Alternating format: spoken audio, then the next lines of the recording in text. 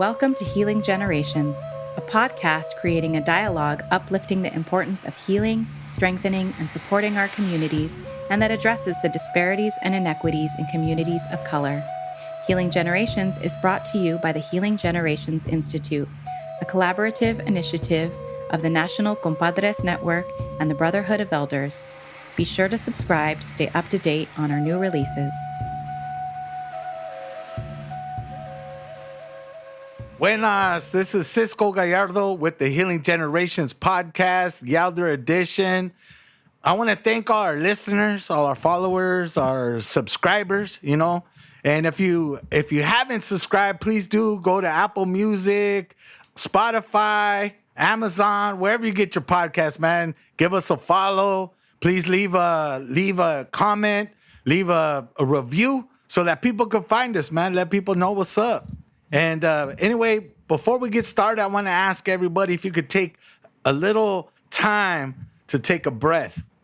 We want to honor the four directions. We always got to take that time to say thank you. So I want each of you to face the east and think of all the men folk in your life.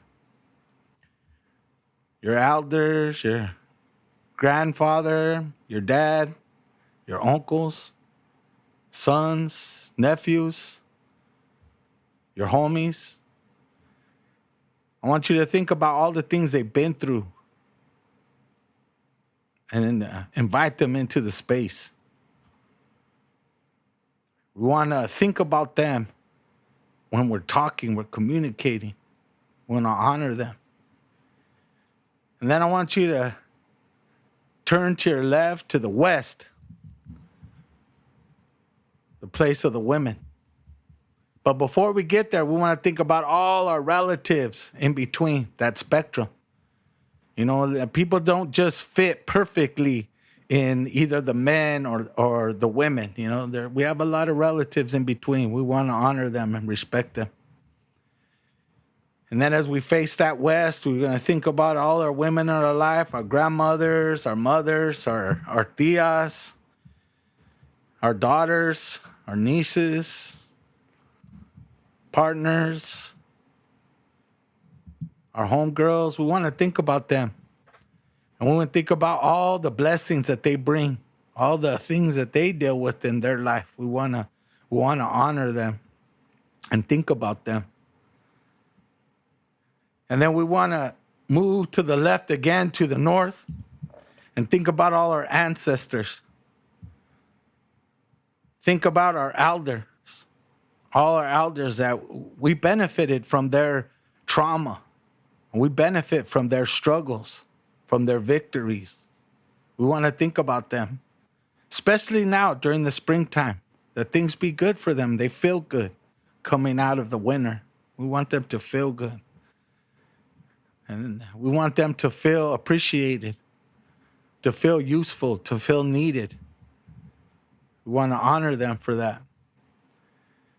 As we move left around to the south, we think about all our future generations, those that are not even born yet. Think about all the children, that are coming into our lives, all the young people. Whatever they bring, the blessings they bring. And hopefully we can make a better world for them. We could continue to pray for them, that they'll have it a little bit easier than we have it. We also want to face the sun, think about the sun, Tonantiu. Think about all the blessings, the light, the warmth that it feels, that we feel. Sometimes people get lonely, especially coming out of the winter. You kind of, it feels different. We want to honor the sun in that way. We want to honor all the blessings that it gives us. And then we touch the earth to remember Tonantzin, to remember our Mother Earth, all the blessings that it gives us, the food, the water, the animals, all the blessings that we get from her. How beautiful it is that we get to enjoy it, and take care of it. Think about that. Do the best we can to take care of what we have, for future generations, to make it be it that way. And then for the center, for the Creator, just to thank life, Thank life for all the things that we have in life, all the things that all the things of the blessings that we just have, we just having that, I know a lot of people complain, and I want you to just be thankful. Bring in that blessings, touch your heart, touch your mind, your mouth, all those things, that we could communicate in a good way to one another. And with that, I want to say good blessings to each and every one of you. Thank you for taking that time out. And today we have a special guest, a homeboy who I really enjoy his presence, just the way he is, my brother Juan Gomez. I want to say good evening to you, bro. Buenas tardes. Buenas tardes. Shumanam, Kwaitlanesi, Nah, Kwali Wali. I'm tripping too. I'm just disoriented, homie. But I'm happy to be here and to be on the show, to get the invite and to get some palabra with you is always a good thing, man. So I wonder if you could do me a favor, as we're talking, tell me a little bit about yourself, who you represent, and share a little bit about your family, your background, your journey up to this point in life. Yeah, well, my full name is Juan Carlos Gomez. I have a son named Rayo Tamoxin Paliska, Honorable Lightning Spirit Ray. And, his name is really special to me because he's got like a hood name, you know what I mean? That Rayo, and then he's got that Pajelate and the Nahuatl, so we call it kind of Pajelato, to mix those bloodlines, and then honoring his lineage from his grandpa's side all the way up there and like in Poland and stuff like that, So that's him. I'm Chicano, identify as such, my people come from Tejas and Cahuila, Matake Pagame, part of the Waterbird clan, birds that live by the river, otherwise known as the Yanawana Tapilang of the Cahuiltec Nation, right? My family on my mom's name is Raquel Castillo, and they come from Zacatecas, down the southern parts, Chichimeca descent, Cascan, all that. My dad, like I said, the roots are in Cahuila, but span into Durango. His name is Jorge Arturo Gomez, but actually our last name is Duran. But you know how it is, man. They had like different families, records, missions. They always change up your name, trying to give you some other identity and whatnot. So that's about myself, I come from the barrio. I come from the vecindad. I'm a homeboy. My uncles were homeboys. My dad was a homeboy. I always like to say that, my little brother, my younger brothers are incarcerated. My younger sister was incarcerated. I was incarcerated. Dad was incarcerated. My stepdad was incarcerated. Grandma was incarcerated. You know what I mean? But through all that, man, smile now, cry later type of stuff. We always have that spirit of adelante, So that's kind of like my background. I'm 39 years old. I grew up in Watsonville, commonly referred to as Huatzlanco, in a small little part of it though called Pájaro, right out there in Ohlone territory, in the playing in the Pájaro River. Later on, understand that it's actually a really sacred river to folks, So yeah, that's kind of like my background. My family came over. My grandpa was a bracero. Freaking my abuela hopped the border. Got caught the first time and ran it back and said, I ain't care. I'm gonna make it. So I appreciate that.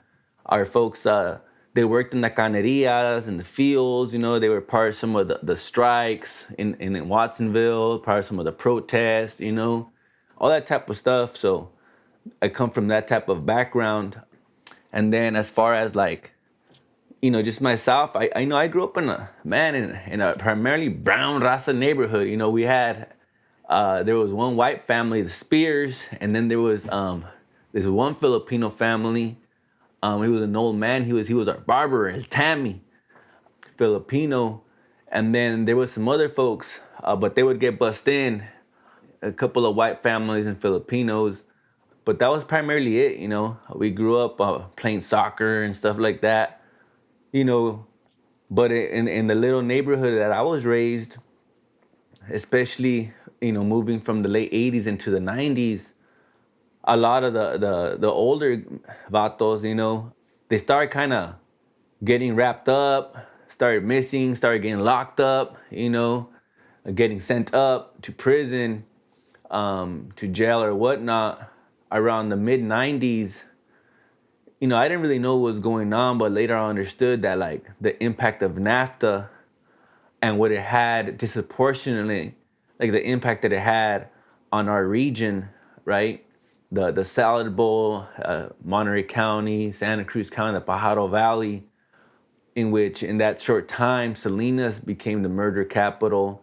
Also, there was Fort Ord, the military fort for base was closed down. A prison was erected. And then a few years later, there was a whole increase in police budgets, right? So, all that to say that I went through all that. And so all growing up, I always saw like intergenerational stuff, right? I was a little one. I was fucking, all the dudes are like probably in teenage years or, young adults playing canicas and shit, drinking, you know what I'm saying? That's how they were gambling, you know what I mean? So they're playing all stuff like that, and so I would kind of see that, and then they would have organized sports like before they got into, the barrio and stuff like that. Like they were playing, like they were organizing football games and freaking breakdancing and shit like that. And like we had to represent here. And I remember they had the cardboards and shit and the linoleums, and they were doing all these like just a bunch of little break moves, right? They had them BMXs and mongooses. They were like neon colors and shit with them crazy white little spokes and stuff, Yeah, and I remember being a youngster and like every so often my uncles would end up in like locked up, and they would come back and they would be all swole, right? All like on drinking smoothies. Cause like they you know what I mean? Like, hey, they put all kinds of shit in the fucking thing. Freaking walnuts and spinach and peanut butter and cinnamon. And I was like, damn. So I had no idea where they were going, but I always like to share this story. Like in my house, our folks, weren't really religious as what they were. Tenían fe. They had faith, But there was this one photograph of Jesus Christ up there, right? And he was looking all crazy, like he was going through it, you know what I mean? Like he was freaking all with the crown. He was all bleeding. And I'm like, man, I always thought about like, dude, that like something happened to that guy, but I never really knew who he was. Really, I always questioned it, right? And then he was surrounded by like this mess of dudes, right? And I didn't really know who they were. I was kind of tripping out because the first time that I remember seeing that image was my uncle had sent some paño art from county jail.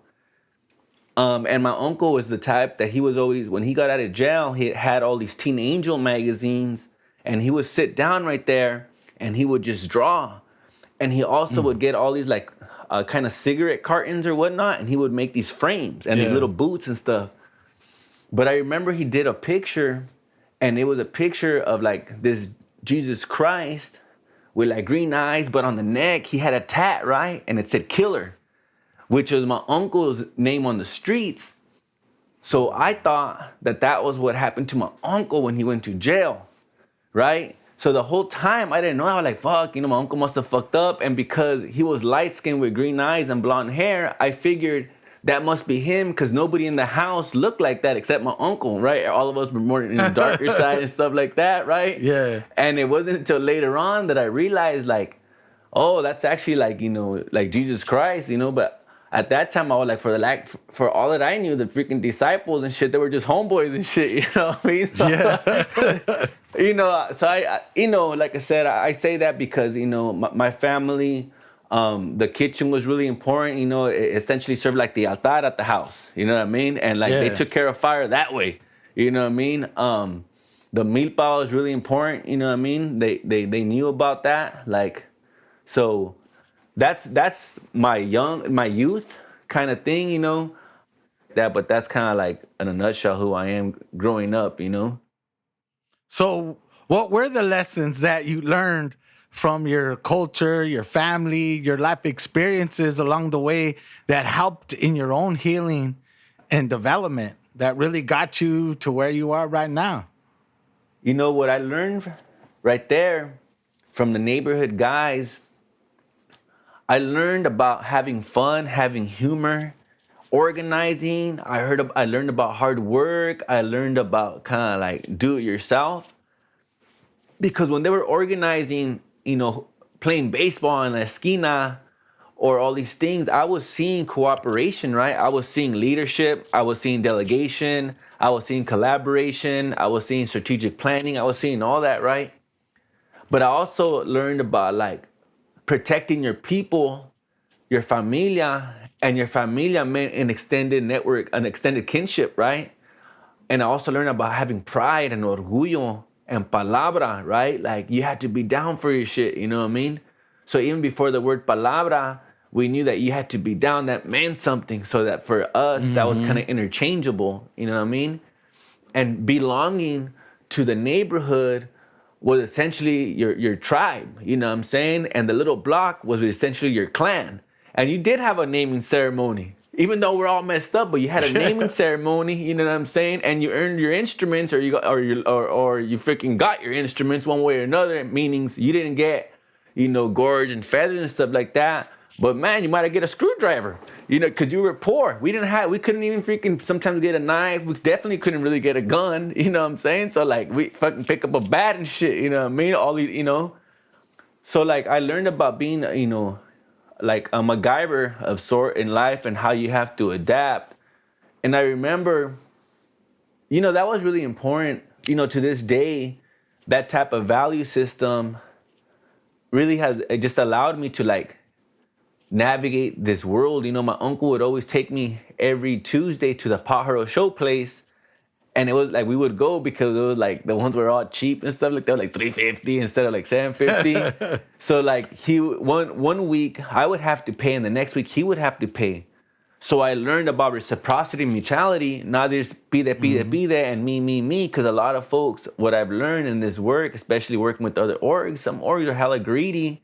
They might not even know it, right? And like they're really all about, like, yeah, they're not about the we, they're really about the me. But like I said, it's because they never were taught those lessons. They're not, and I said lessons because I make a distinction between lessons and teachings, right?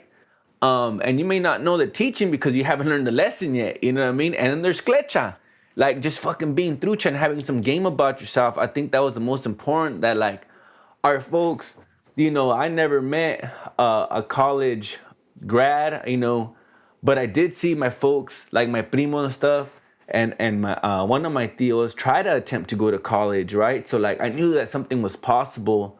Like even my mom, she learned how to talk and write and read English, so she did all the work for a lot of paisanos that were coming, because we had like essentially, for the lack of a better term, the campesinos like next door, right? Like depending at any given time during the year, they'd be like 20 deep. But they were all respectful.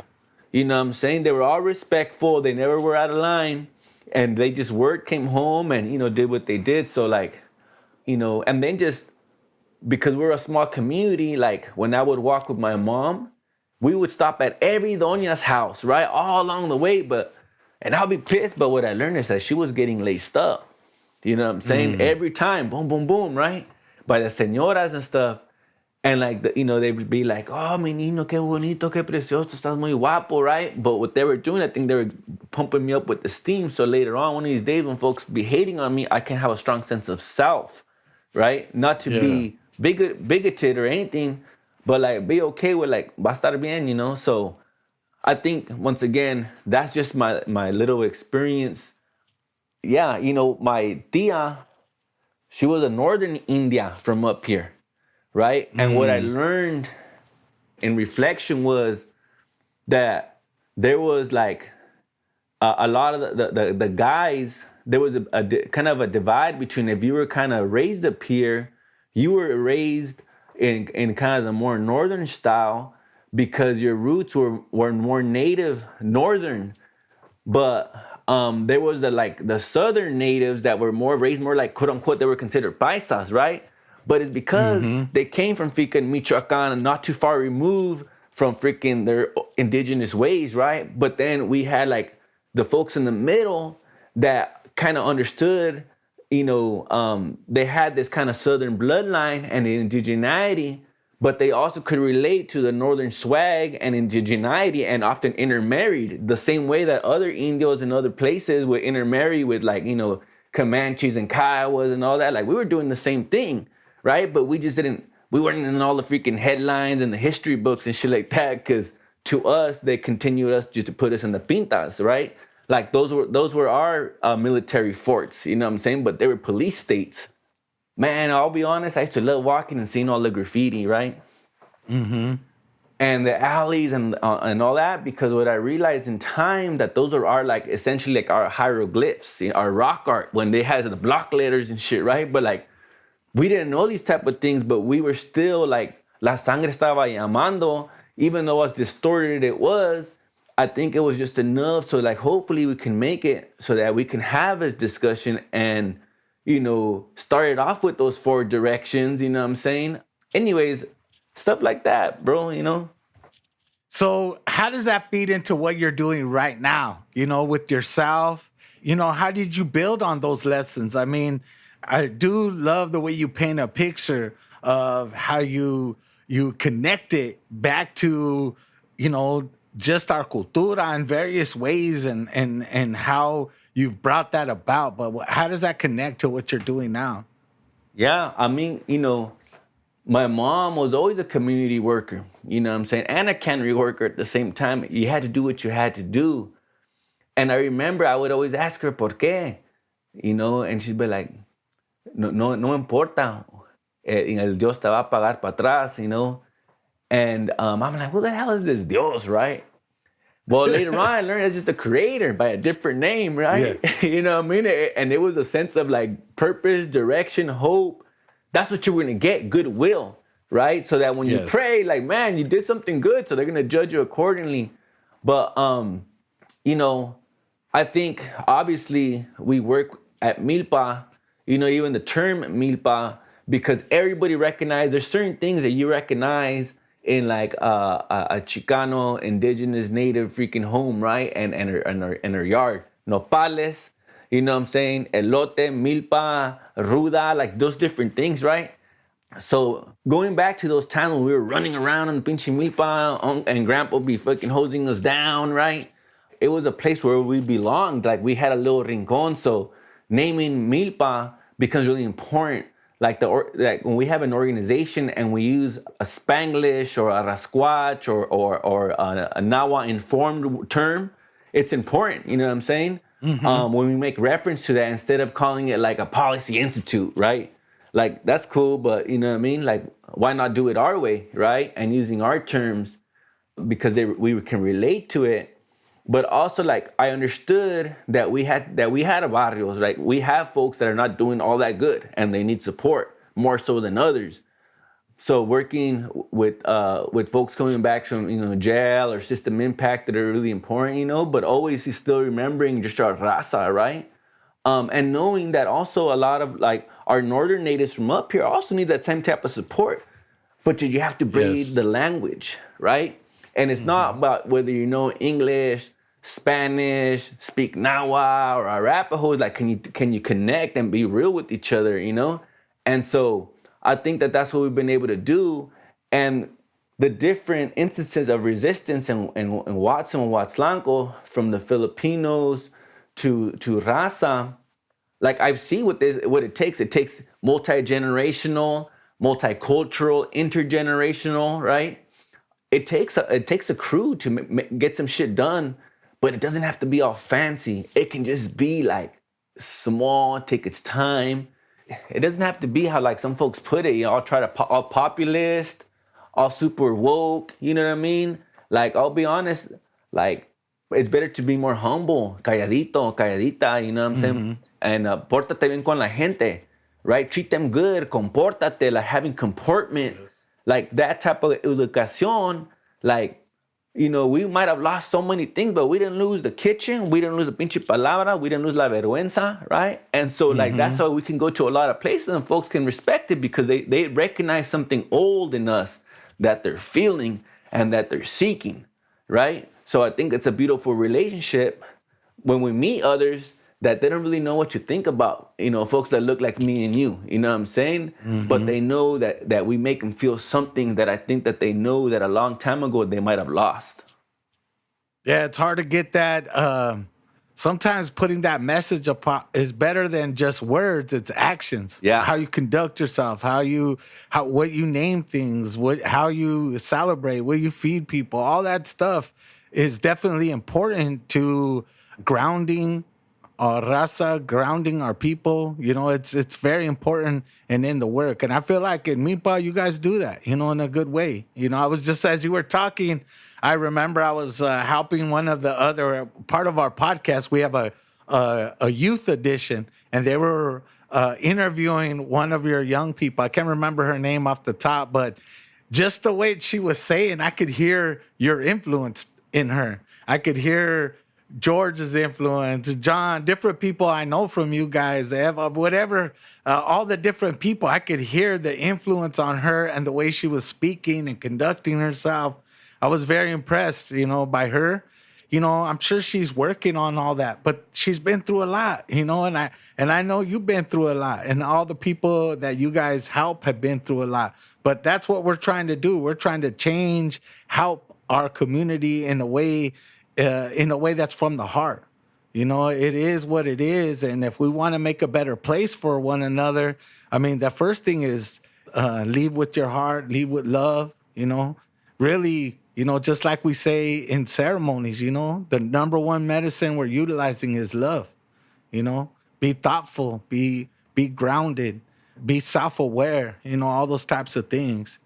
And as I was explaining to you, this podcast is really for the elders. It's for everybody, but in particular, we're talking to the elders, And I want to know from you, what counsel or advice would you give other elders, other youth, even elders, of how do they take those lessons, that you've witnessed to progress to that next level in a good way? Well, one of the things is like, you got to maintain that intergenerational link, and you just got to go along with it. You can't break it. And at the same time, it's okay to sometimes have a healthy sense of distance, right? That is not because of disrespect. It's just, it's okay to have boundaries and consent, right? Because we struggle with that, coming from the 500 years of, of cultural genocide and erasure and imperialism, all that type of stuff, right? Alcohol, all that. But I guess one of the things is that, I'm 39. I need to have individuals that are in their 40s, 50s, 60s, 70s, and 80s hollering at me. And I need to be always in communication to refine some of my thinking, gain perspective, be reminded, be checked, be scolded, be bored because freaking they're just going on the good one, what I'm saying? You're like, man, but there's teachings there, you know what I mean? Yeah. And so if I can do that, then those that are coming after me can also see, like, man, the brothers are also respecting the game. And then even though that you can do it better, or that you might think you can do it better, you have folks that they're still there. And so it's okay to just lean on them. Because one of these days that they may not be able to do that for you.